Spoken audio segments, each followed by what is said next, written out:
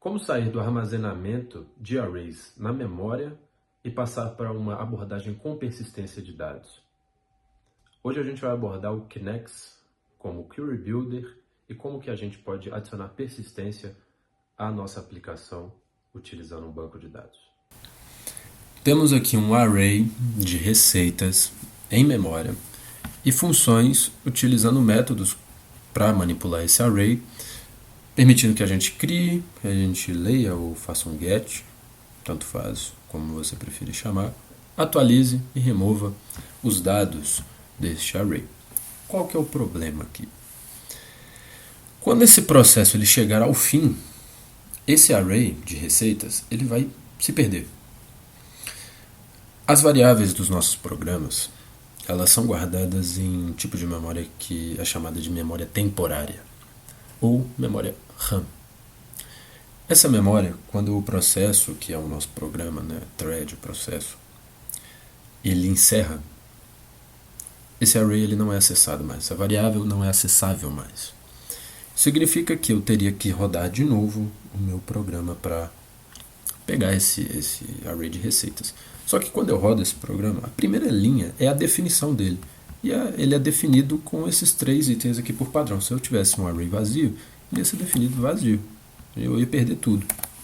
Então, as operações de criar, se eu quiser criar uma quarta comida aqui, no final da execução desse processo ele se perderia. Se eu atualizasse qualquer outra coisa, isso não seria verdade na próxima execução desse programa. Para isso, a solução são bancos de dados. Bancos de dados são maneiras da gente persistir esses dados. A gente fazer um create, um insert nesse banco de dados, e amanhã eu acordar e o dado que eu inseri estar ali ainda. Para isso, a gente utiliza os bancos de dados. Eu tenho um banco de dados aqui, usando um banco de dados Postgre, com um banco de dados, né? O tipo do banco de dados é o Postgres e o nome do meu banco de dados é cozinha. Dentro desse banco de dados de cozinha, eu tenho uma tabela de receitas. Vou pegar aqui no terminal, eu tenho aqui uma shell do PySQL, né? Aqui está minha tabela. Minha tabela tem o ID, o nome, sabor, refeição, minutos de preparo. Cada um aqui 3 strings e um número inteiro. Essa é a minha tabela. A gente vai utilizar para manipular esse banco de dados, para realizar operações nele, uma ferramenta dentro do Node que é o Kinex. Eu tenho aqui um Kinex file com as configurações do meu banco de dados, com a senha, o usuário, o nome do meu banco, né? Instruções para migrações, seeds, que não vamos abordar nesse vídeo. Tá tudo aqui. Esse aqui é o arquivo de configuração. Agora, nós precisamos de nos conectarmos. Nós não temos uma conexão de fato com este banco de dados. Vamos aqui entrar no arquivo na pasta de DB e criar criar um arquivo chamado db.js, para a gente de fato se conectar ao banco de dados. Então eu preciso, a primeira coisa é importar as configurações do meu Kinex file, require Kinex file, e eu preciso de uma função do Kinex que é chamada de Kinex também, que vai ser responsável por permitir que a gente se conecte ao banco de dados. Lembrando que eu tenho o Kinex instalado aqui no meu package.json, no meu ambiente. Eu preciso também do driver do banco de dados que eu estou usando. Aqui no caso é PG para Postgres. Se você estiver utilizando MySQL, vai ser um driver diferente. Cheque sempre a documentação do Kinex para o seu caso específico. Agora eu vou de fato me conectar, vou chamar a função que eu importei. Eu vou chamar a instância da minha conexão de db. Para isso eu vou chamar a função do Kinex e como parâmetro eu preciso das configurações, e como eu estou no ambiente de desenvolvimento eu vou passar as configurações de desenvolvimento, development. Se a gente dá uma olhada aqui no Knex File de novo, aqui, ó, é esse objeto. Agora é só exportar essa, estou usando o CommonJS, né? Então module.export essa instância. Ok, agora a gente já estamos aptos para escrever queries para esse banco de dados. Vamos nos livrar disso aqui e vamos começar com uma função de criar. Antes, a gente precisa da instância da nossa conexão, que é o que a gente vai utilizar. Require aquele arquivo. DB pasta é o primeiro, DB arquivo, db.js é o segundo. Antes disso, é importante a gente salientar como que o Knex funciona. O Knex, ele vai fazer queries, vai fazer operações. Query é uma operação no banco de dados, para quem não está familiarizado com o conceito. Ele vai fazer essas queries em forma de promises do JavaScript. Promises é programação assíncrona. Para quem já teve contato, sabe como funciona uma programação assíncrona. Se não, eu vou tentar explicar de uma maneira simples e concisa. A programação assíncrona permite que o programador rode duas tarefas ao mesmo tempo, paralelas. Tarefa A vai executar ao mesmo tempo que tarefa B. Isso tem ganhos de performance, tem ganhos de tempo de execução, tem ganhos de performance mesmo, de desempenho. Porém, isso faz com que o programador tenha que tomar cuidado com uma coisa. Se a tarefa B for dependente da tarefa A, a gente tem que ter alguma maneira de só executar a tarefa B quando a tarefa A acabar. Porque se a tarefa B precisar de um resultado que só a tarefa A consegue fornecer, a tarefa B não vai ter o comportamento esperado. Porque a tarefa A não executou. Elas estão executando em paralelo ainda. Entendeu? Vai fazer sentido quando a gente entrar para o código. Mas sempre vamos fazer as nossas funções dentro dos repositórios ou na arquitetura que você esteja tentando implementar. Sempre utilize funções assíncronas. Vou chamar a nossa função de create. A nossa função create vai receber o objeto que estamos tentando criar. É comum, é boa prática a gente usar um try-catch para pegar possíveis erros, né? Às vezes tem erros que não é nem falha no nosso código mesmo, é coisa do banco de dados, uma coisa de configuração. Vamos então criar essa função. A gente vai utilizar a nossa instância da conexão com o nome da tabela. A tabela se chama receitas. E aqui a gente vai usar a função de fato do Knex, que é o insert, para a gente inserir no banco de dados. O primeiro parâmetro é logicamente o objeto que a gente está tentando inserir. E o segundo é o retorno dessa função. Quais campos desse objeto que a gente quer retornar. É boa prática, principalmente a criação de APIs, a gente retornar o objeto inteiro. A gente faz isso com o asterisco. Em APIs REST, você fazendo um create, fazendo um post, você retorna 201 created, status code, e o objeto criado. A gente faz isso dessa forma aqui, com asterisco. Bom, a gente pode retornar esse objeto criado.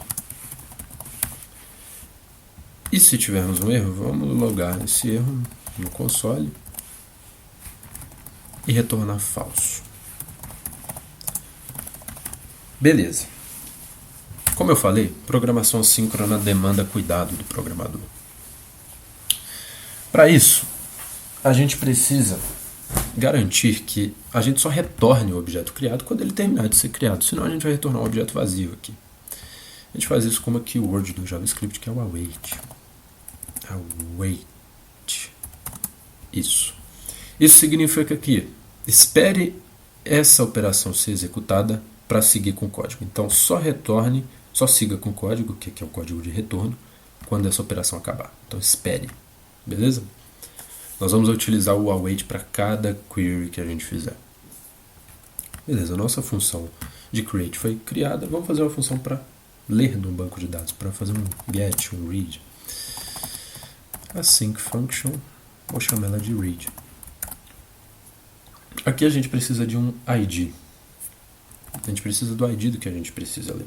Você pode também implementar funções, por exemplo, um read all para retornar todos os objetos do banco de dados de uma determinada tabela. Você pode fazer uma função reutilizável para retornar objetos que satisfaçam uma determinada condição. Por exemplo, se eu quiser filtrar por sabor, se eu quiser filtrar por refeição ou por tempo de preparo, é possível também. Inclusive fica aí o desafio. No final eu vou fazer uma função que permite com que a gente utilize tanto buscas pelo ID quanto por alguma condição. Mas por enquanto vamos só com o ID. Try catch. Vamos lá. Vou chamar a variável de resultado, result. E vamos fazer essa query de novo com a tabela de receitas. E agora a gente vai utilizar uma função que, para quem já mexeu com SQL, já está mais habituado, que é o where. Where clause. Where é onde? Então a gente vai passar uma condição aqui dentro que, se determinado objeto satisfazer ela, a gente vai retornar ele. Ok? Só que isso aqui retorna um array. Isso aqui é possível retornar mais de uma condição. Por exemplo, se eu quiser filtrar os minutos de preparo, e eu quero só coisas rápidas de fazer, eu posso assim colocar uma condição aqui, entendeu? Vou aplicar lógica para fazer essa condição. Como é que eu quero o ID? Eu vou utilizar uma condição que ela é única. Okay? Não tem como, é impossível. Não existem dois IDs iguais numa mesma tabela, né? Ou dois objetos com IDs iguais. Então isso aqui é sempre vai retornar um objeto apenas. Se você quiser fazer uma programação mais defensiva, você pode usar inclusive uma função que é first, que significa retorne o primeiro objeto que satisfazer essa condição aqui. Mas é só um que é possível, então não é necessário. Beleza. É sempre possível, também parte da programação defensiva, a gente tratar situações em que o cliente tenta pegar um ID que não existe. É o que a gente vai fazer agora. Se não tiver um resultado, ou seja, se o ID não existir, nada satisfazer essa condição aqui, a gente vai retornar false. Se você quiser personalizar, retornar uma mensagem, alguma coisa, fique à vontade. Mas aí por enquanto false apenas. Aqui. Se a gente tiver um resultado, eu quero retornar esse resultado. Esse objeto aqui, essa variável é um array, tá? Então eu quero retornar o único objeto desse array, que é o objeto de índice 0, porque isso aqui é uma condição única. Se eu tivesse uma condição que é possível de mais de um objeto ser retornado, aí eu só retornaria o array inteiro. Mas como não é o caso, eu quero só o único objeto que está aqui dentro. Vou copiar essa lógica aqui de erro também. E vamos para a nossa próxima função. Uma função de update, para a gente atualizar algo no banco de dados. Vamos lá. Asynchronous function update. Function update. O update, eu preciso do ID que eu quero fazer, do ID do objeto que eu quero atualizar, e dos campos, fields to update, dos campos que eu quero atualizar. Beleza. Olha aqui o que eu já ia escrever. Já ia faltar esse await, tá? Não esqueçam desse await. Vamos lá. Vamos fazer um try catch de novo. E agora vamos fazer essa query para um update. Vou chamar o objeto de updated, a variável de updated. E já colocar o await aqui para não esquecer. Pegar nossa tabela, nossa conexão. Fazer a condição do ID de novo. Ou seja, só faça isso para o objeto que tiver o ID que a gente deu. E agora sim, de fato, a função que a gente utiliza para fazer updates com o Knex, que é update também. O update ele recebe dois parâmetros, os mesmos do, do create, que é os campos e o valor que a gente quer retornar. De novo, eu vou retornar tudo. Se eu quisesse retornar só o ID, eu coloco o ID. Se eu quiser retornar só o nome, eu coloco o nome. Mas aqui eu quero retornar tudo, como é a melhor prática, as boas práticas mandam. Isso aqui é uma coisa interessante do Knex, que é o chaining. Eu posso pegar uma coisa e concatenar em outra e fazer uma query gigante. O Knex ele é um query builder, então isso aqui permite que... Isso aqui é uma grande vantagem do Knex, ele simplifica muito essa lógica. Mas você tem que escrever SQL puro, né? Beleza. De novo, a gente trata a possibilidade do ID ser inválido. Então, se a gente não tiver esse objeto, vamos retornar falso. Se tivermos, de novo, o where clause, então é um array, vamos retornar esse objeto, esse array, no índice 0, porque essa clause aqui só permite que tenhamos um objeto. Bom, vamos para a nossa última função de remover, de remove. Vou criar ela aqui, remove. A gente vai precisar do ID de novo. Vamos chamar de delete essa operação aqui. E agora a gente precisa utilizar uma função de deletar do Knex, que é bem simples, bem intuitiva. Receitas, where clause.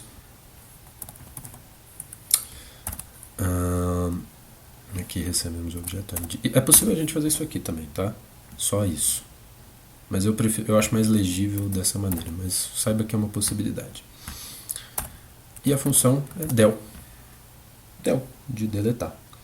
Ok, fizemos isso aqui. De novo, possibilidade de termos um ID vazio, vamos retornar falso se tivermos. Um ID vazio não, desculpa, um ID inválido. Um ID que não encontrou o objeto, vamos retornar falso.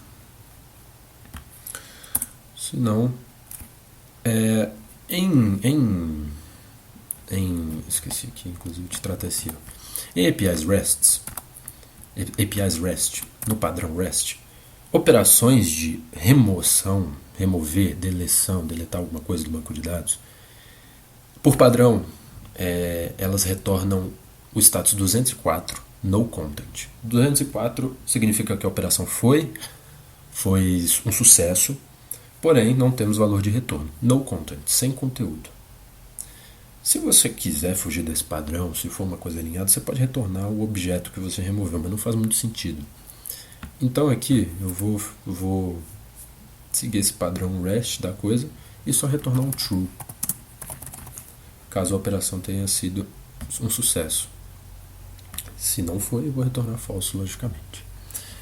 Encerramos a criação das nossas funções com as queries. Aqui a gente tem o CRUD, famoso CRUD. Create, read, update e delete. Vamos testar. Vamos fazer aqui uma função para... Vamos começar com create. Eu vou logar ela de uma vez. Vamos fazer aqui esse create. A gente precisa colocar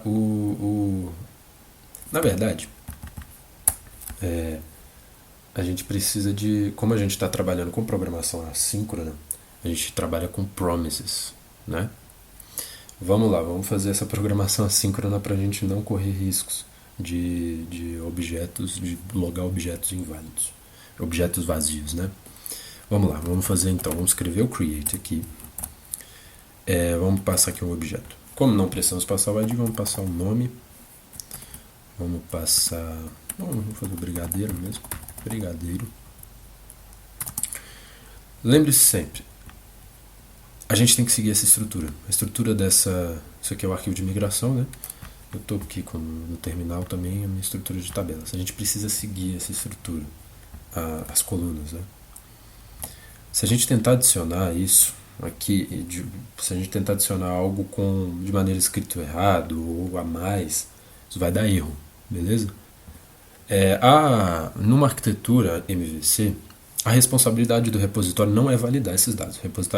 A responsabilidade do repositório é só de um repositório que a gente está aqui, é só inserir, é fazer manipulação do banco de dados. Quem tem que validar isso normalmente ou é uma camada de serviço ou é o controlador, ok? No ecossistema aqui do Node, do Express. Aqui vamos, como é para fins de aprendizado, vamos só utilizar uma estrutura válida aqui, mas nada garante, né? Brigadeiro, sabor, doce. Refeição. Brigadeiro é uma sobremesa, né? Sobremesa. Minutos de preparo. São, sei lá, cara. Minutos de preparo. Eu, como cozinheiro, sou um excelente programador. Preparo. Sei lá, deve ser uns 15 minutos. 15. Estou seguindo aqui as estruturas, né? Os tipos de dados. Ó, nome. Character varying, que é um string. String, número inteiro. Beleza. Vamos fazer, então, o uso do then aqui da programação assíncrona, das promises. Quando eu terminar com isso, eu quero pegar esse objeto, né? Uma receita, vou chamar de receita. E eu vou logar essa receita. console.log receita. Vou fazer também aqui o catch de um erro. Vamos printar esse erro aqui também. Erro. Console log, na verdade, né? Console log. Erro.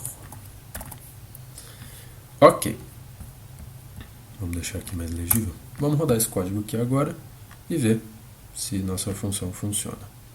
Função funciona, redundante isso, né? Vamos entrar aqui no diretório de repositórios. Vamos rodar o repositório de receitas.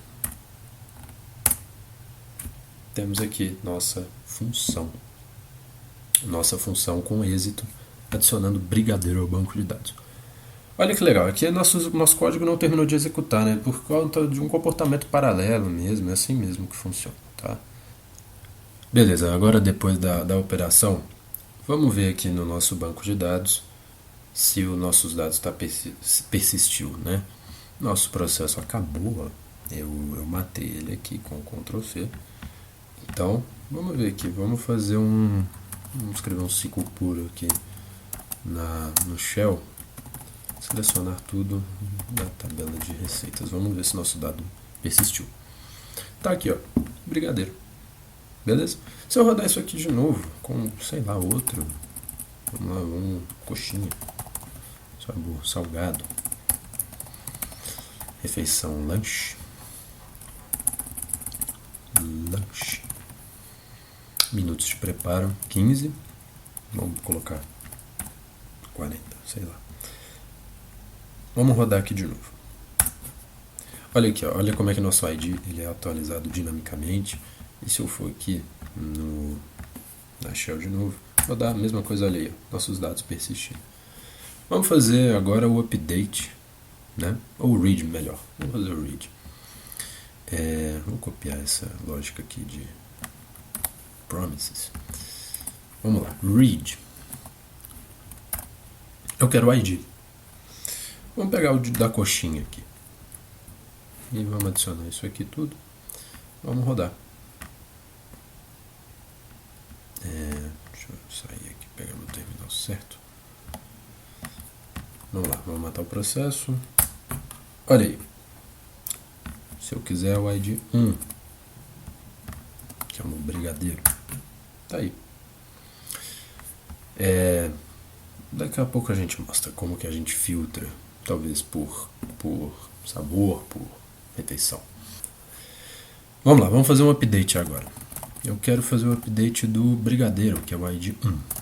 E digamos que eu só quero fazer um update dos minutos de preparo, né? Minutos de preparo.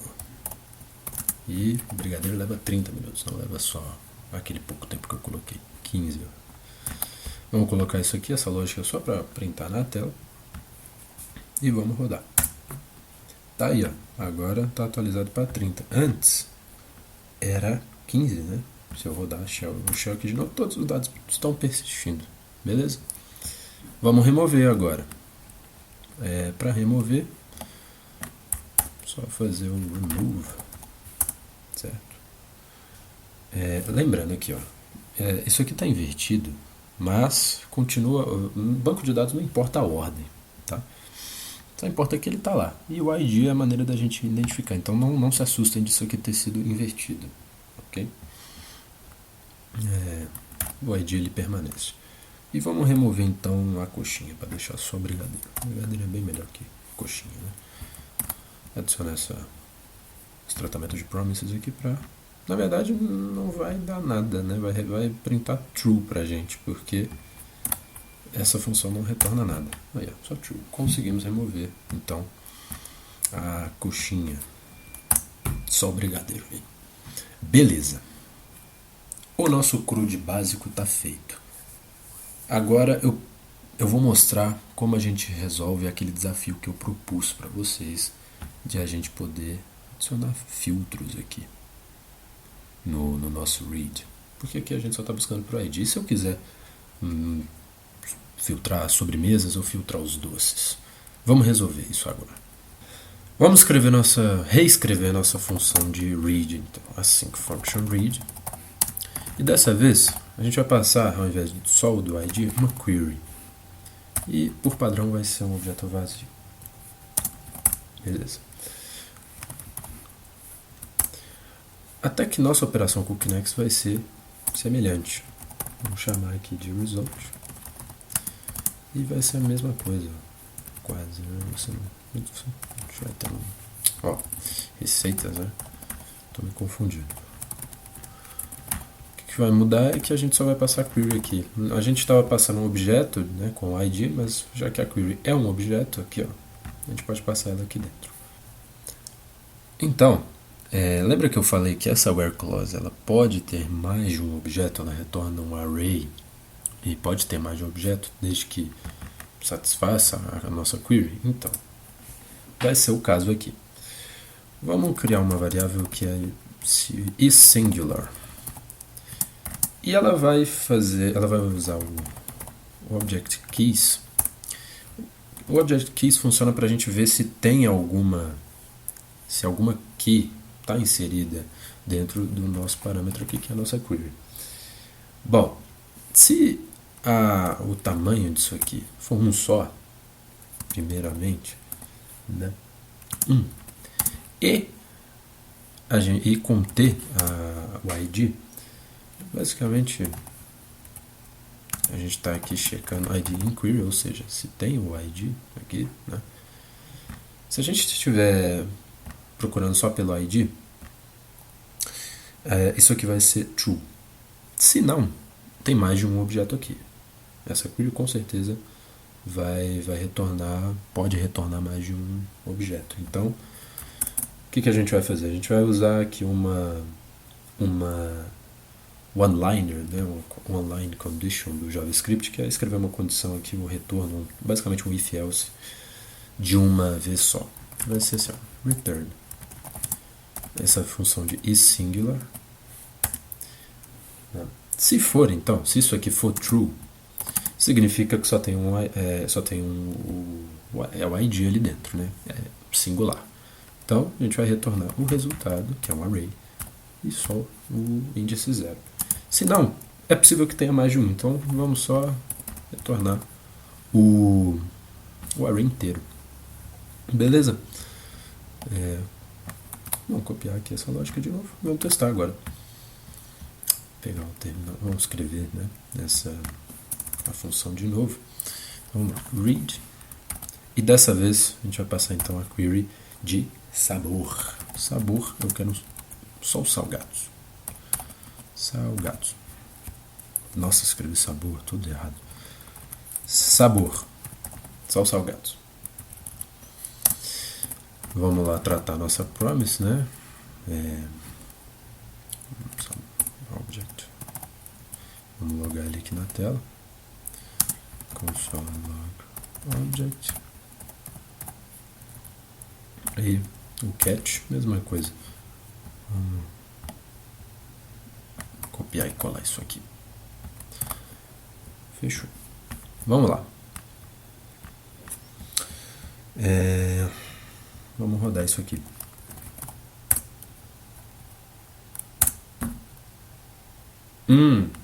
Esqueci do await de novo.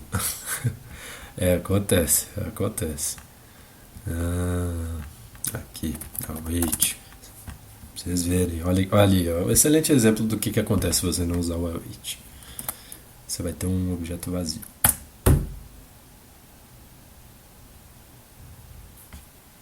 Além disso, sempre tenham em mente de que se você fizer igual o instrutor fez aqui, vai dar errado, tá? Não coloque no plural, olha como é que tá aqui no nosso banco de dados. Salgador, beleza? Você testou aqui, deu errado e você cortou essa parte para não ficar feio? Claro que sim. Então vamos lá, vamos rodar agora dando certo. Né? Tô no terminal errado. Vamos rodar aqui dando certo agora. Excelente. Empada e coxinha, 2 salgados. Se eu quiser doces, né? Doce.